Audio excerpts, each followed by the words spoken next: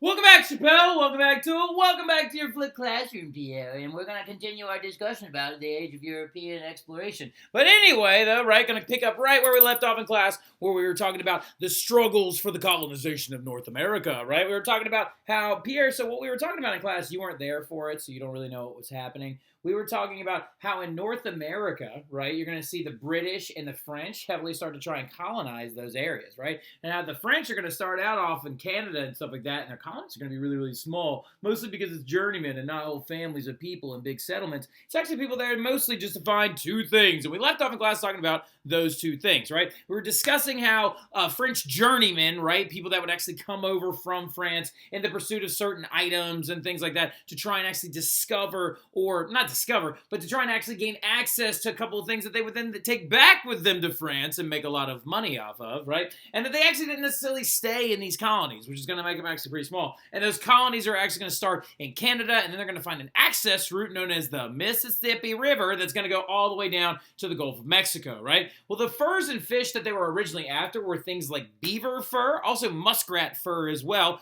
and then also these fish right here, which are known as codfish, right? Codfish are very, very large, slow-moving fish that are very, very meaty and things like that, and actually they found huge, huge supplies of them off the coast of North America. And so the French are actually going to heavily fish them as well over in areas like Nova Scotia and areas that you would actually refer to as northern Canada or the northern Canadian area, and they're going to actually bring a lot of those goods back. French colonies eventually, though, also expanded all the way down the Mississippi and include the modern-day areas like the Louisiana Territory as well as the state of Indiana, right? So like now, it's why it's called Indiana and Louisiana. Louisiana because it was named after Louis XIV, and Indiana because they actually referred to it as being the land of the natives, right? Now, going into it a little bit extra as well, we now need to move over into our other group of people. So now what we understand a little bit is what we should understand a little bit is that following the colonization of North America, the French colonies are going to expand a lot of land, but they're not going to have a lot of very big colonies because it's going to mostly be those journeymen after those furs and fish, right? However, the English colonies, on the other hand, are going to expand very, very quickly and not cover as much land, but they're going to be super population dense, right? They're going to have a lot of people there. So when we're looking at this, we need to understand that the original colonies of England are going to eventually expand into those 13 famous English ones, right? Now, the 13 English colonies weren't started all at once. They were actually started one after another, and eventually started off as being one colony that would eventually expand into 13 larger ones, right? Expanding all the way from Georgia to Maine, which we'll say again here in a couple of minutes on a later slide. Now, going into it, though, we need to understand the original attempts of colonization by the English. Not so good, right? The very, very first attempt was actually a colony known as Roanoke, right? Roanoke, right? The Roanoke colony is going to try to be established in the late 1500s off the coast of North Carolina, right? Now, where I actually grew up and stuff like that. The thing about it, though, is the Roanoke colony is also the very, very famous colony because it was actually founded by Sir Walter Raleigh, and when he actually dropped people off there, he was like, hey, y'all, I'll be back in a little while, in about over a year, and over a year, I'll be back, and I'll bring supplies and stuff like that, and I'll come back to check on you guys. Well, when he actually returned to the Roanoke colony, like that was established in the late 1500s, it was gone, right? It was gone. It vanished, right? It's also known as the Lost Colony, right? The Lost Colony, the Roanoke colony, disappeared, and all the people disappeared along with it, right? And no one knows where they went exactly, but some of the only evidence that was actually left behind was some markings in a tree that actually had been scraped in there that said Croatan, which is the Native American tribe that actually lived nearby. So we believe that actually maybe the Native Americans might have actually killed and ransacked the colony, but we're not positive, right? So going into it, though, that is the very first attempt. Didn't go so hot. The first permanent settlement, though, is actually going to be that known as Jamestown, Virginia, right? It's going to be established in 1607. Now, interestingly enough, it was founded by this thing called the Virginia Company, right? Heavily related to the English East India Company, but the Virginia Company was actually named after Queen Elizabeth, right? We talked about her quite a bit already, how she's going to actually bring England back to Anglicanism. We talked about her in the Reformation. We're talking about her again in the next unit as well, because she is this boss of a queen that just does not mess around. The Virginia Company was named after her, though, because she never got married, and she was known as the Virgin Queen, right? And hence why it's going to be called Virginia, right? Now, the big thing about it, though, is it's going to be founded as the colony of Jamestown because it was named after the current King of England at the time, James I and the VI, but we'll get into him in the next unit a little bit as well. The settlers, though, almost didn't make it, right? The big thing that you have to remember about the Jamestown colony is that they actually almost died, right? They actually went through a heavy period of time from 1609 to 1610, known as the starving times, where they could not get things to grow, and they could not actually harvest enough meat, grains, or other things to eat, and they actually almost died, right? They were eating things like shoe leather. They were eating things like their boots, literally shoe leather, okay? They were eating things like bark off trees and stuff like that, trying to stay alive, all right? The crazy thing, though, is there are reports of cannibalism that occurred in Jamestown, right? This famous person right here is someone we call Jamestown Jane, right? Jamestown Jane is actually evidence in this colony that some people may have actually been resorting to cannibalism during those early phases of this colonial attempt, right? And you can actually see the tool marks on her skull from where they actually were removing the skin off of her face and eating it to try and stay alive. Now, eventually, though, the Native Americans would actually help the Jamestown colonists survive, and they would actually teach them things like fertilization using fish on corn, how to fish in the area, and how to stay alive during those harsh winters, right? But also, though, the thing about it that is actually going to benefit the English more than anything else is not the aid of the Native Americans, which should be the biggest thing, but also the Native Americans showed them a crop that the English didn't know existed, and it was none other than tobacco, right? Tobacco is going to become a heavy cash crop, and it is going to make so much money for the English, it's going to be absolutely hysterical, right? So, big thing about it is because the English and the Europeans never interacted with tobacco. They never interacted with nicotine before. They didn't know how it was going to affect anybody, but it turns out people loved it. Fun fact about the tobacco that was actually used also in the 1600s, going into in the 17, 18, later on, even into the 1900s, is how it was used by different classes of people. Poorer communities either smoked or chewed it, but the funny thing about it is really, really rich people actually snorted tobacco in the form of this thing called snus. It would be a white, fine, powdered tobacco, and they would literally just be mid-conversation, be like, oh, yes, on Tuesday, we're going to, yeah, and they would just like suck it up their nose, right, which is absolutely wild. But the big thing about it, though, is that right there, the Jamestown colony is a joint stock colony, just like the joint stock companies of the British and East India companies, right? Or British and Dutch East India companies, representing, again, the expansion of economics that's happening during the time. Now, the other big thing that we need to understand about the 13 English colonies is the later one, right? There was another one that came even further after the 1607 founding of the Jamestown colony, and it's actually going to be none other than the Plymouth colony, right? You've probably literally heard of this place before. You've probably gone over it before. You know the fact it's like, oh, the people came over on the Mayflower and blah, blah, blah. A lot of y'all probably thought at first that Columbus was on the Mayflower, which is not true whatsoever. He actually was on the Nina, the Pinta, and the Santa Maria. Now, looking at it, though, you have to understand that Plymouth colony is an English colony, right? And what were they seeking, okay? And now, I learned this over and over and over again when I was in elementary school. It was always like, oh, they were seeking religious freedom, right? Well, the thing about it is that the Plymouth colony, which is actually founded in modern-day Massachusetts, is actually going to be a group of English Protestants that were being heavily persecuted. And they're going to found their colony in 1620. And that right there is the very, very famous Plymouth Rock, right? Where they actually inscribed the year 1620 onto the rock itself, signifying the actual, like, landing of the Mayflower on the coasts of Massachusetts. Now, the interesting thing about this, though, as well, is everybody thinks that Plymouth Rock is huge in their mind. I've actually seen it before. It's actually really only about, like, as big as the top of one of the desks in my room. Actually, probably a little bit smaller, right? Then there's this big fence around it, and there are all these tourists, and they're like, oh, a rock. Trust me, you don't need to see it, all right? But going into it, though, who are these people, though, that are founding this Plymouth colony in the search of religious freedom? What they are known as is Puritan separatists, right? Puritan separatists. You know them from 5th grade, though, as these jolly little fellas, the Pilgrims, right? Interesting little fact, though, not actually that jolly, right? Puritan separatists are actually a form of Calvinists, right? So they actually didn't believe in wearing bright colors, wearing jewelry, dancing in public, singing in public, having any type of, like, drunkenness in public, not playing with toys on Sundays and stuff like that. So ironically enough, the Pilgrims were pretty sad people, right? Now, going into it, no fun allowed in Calvinist communities, right? Now, going into it, though, the Puritan separatists would land in Plymouth, Massachusetts in 1620 and begin their colony. Now, why were they being persecuted back in England? A lot of it has to do with the fact that they were actually Puritan communities in England following the coming back of, like, Protestantism under Elizabeth I,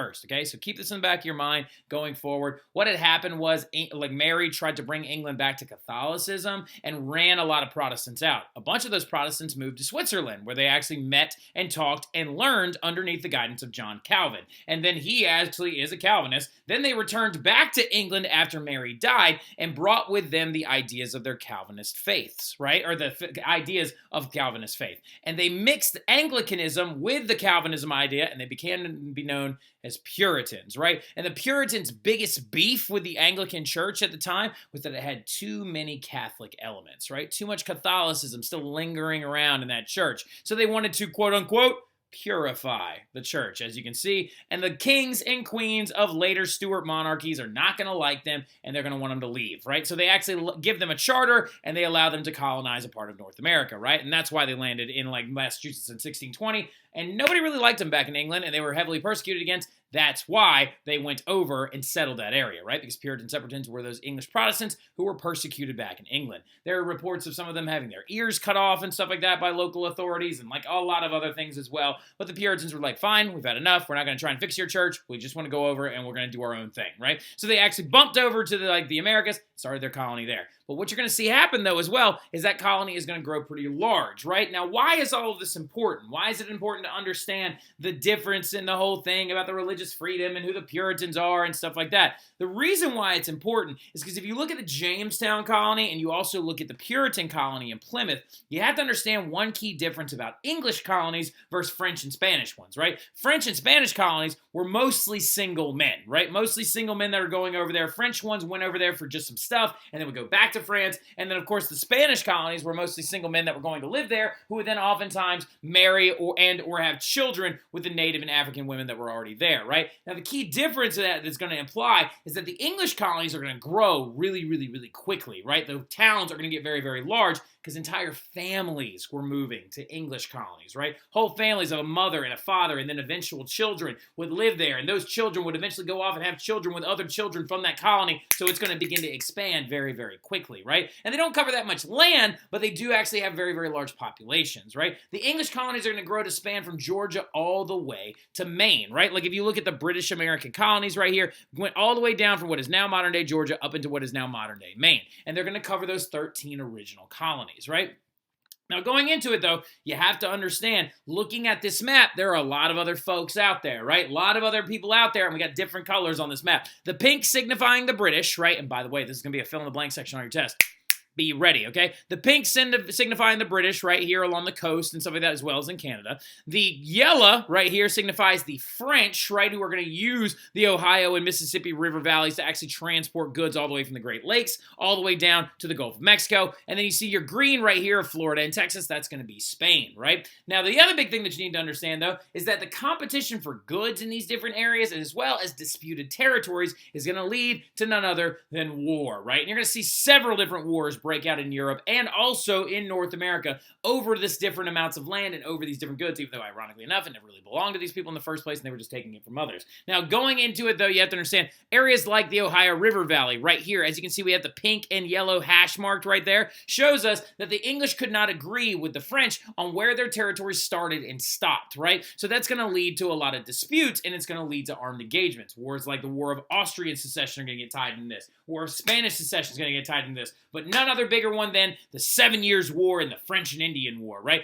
Write that down. The 7 Years' War and the French and Indian War. It's actually two wars that happen at the same time that we tend to lump together as being the very first worldwide war. And they're going to happen in the 1750s, right? We're going to talk about it again a little bit later on, but heavy amounts of war are going to result from these interactions, the disputed territories, and the resources that are there. These wars would actually eventually shift the balance of power and eventually help lead to full-scale revolutions, especially a big one that happens down in France, and as well as the one that happens in America, right? So keeping in mind that colonial competition will lead to war, which will then later on lead to revolution, right? Now, going into it, though, something else you need to understand is we got to talk about the global market, right? So the global market is expanding, and we're also seeing one of the most disgusting things in history ever happen, the growth of the Atlantic slave trade, right? So something that you need to understand is that when you were little, you talked about the globalized marketplace in elementary school, and you usually learned it this way, right? You might have even learned it this way in geography last year, talking about this thing known as the triangular trade, right? The triangle trade was this trade route that apparently went from Europe to Africa, Africa to the North American colonies, and the North American colonies back to Europe again.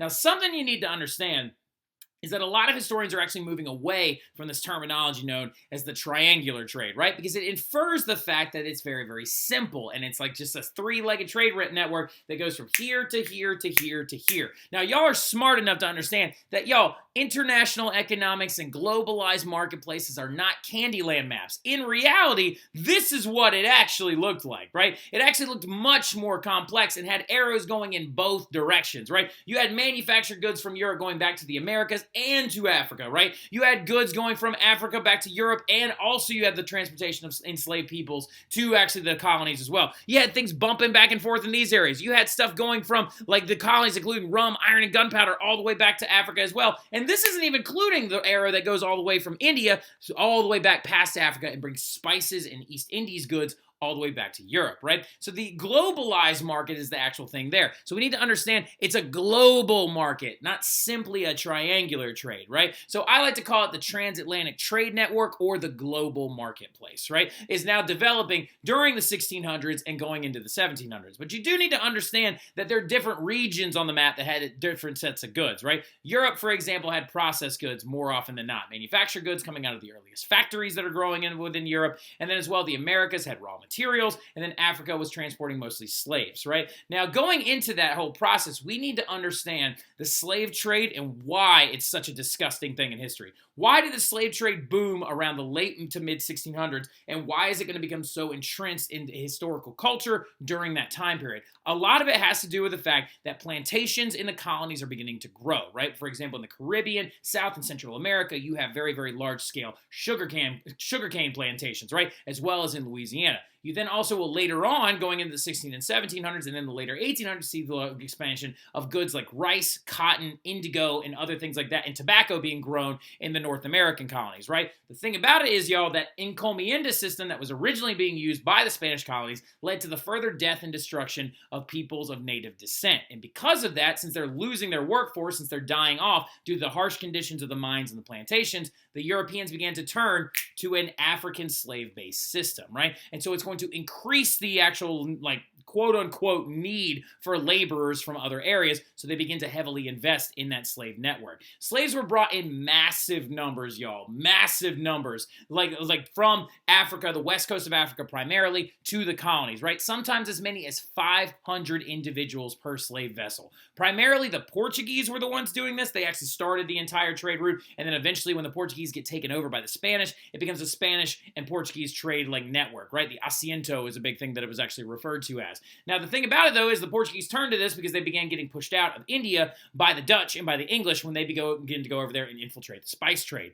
90% of all slaves coming from the western coast of Africa ended up either actually in Brazil or the Caribbean. So it's important to understand as well that most of the slaves that actually went on this network ended up in these two areas right there. So going into it, that we also need to understand, though, is that these conditions aboard these slave vessels were absolutely disgusting. They're sometimes referred to as the floating coffins, and this is actually what they looked like. Y'all, this is a map of a slave trade vessel that is actually being used during the 1700s, and y'all, these individual things are people, right? They were literally shoved and stuffed onto these actual, like, boats, laying down, chained together, unable to move, and without the basic necessities of hygiene and nourishment. And they were stored sometimes in the numbers of 500 people per vessel. And the only reason we know a lot of stuff about these things is because of this man right here. His name is Aluda Equiano, who was actually a former slave who bought his own freedom and then wrote several books about the conditions of slave vessels on the Middle Passage, right? And that's what it was referred to as. That area right there that actually goes from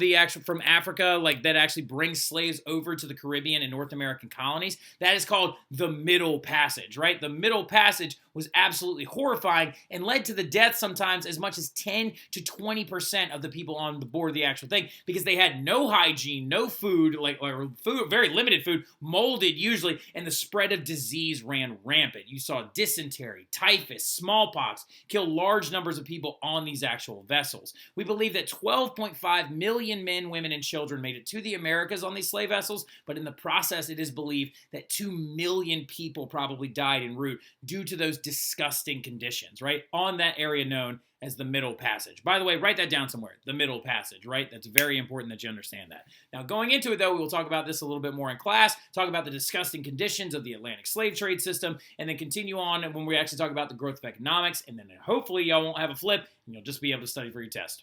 But I'll see y'all soon. Y'all have a good one.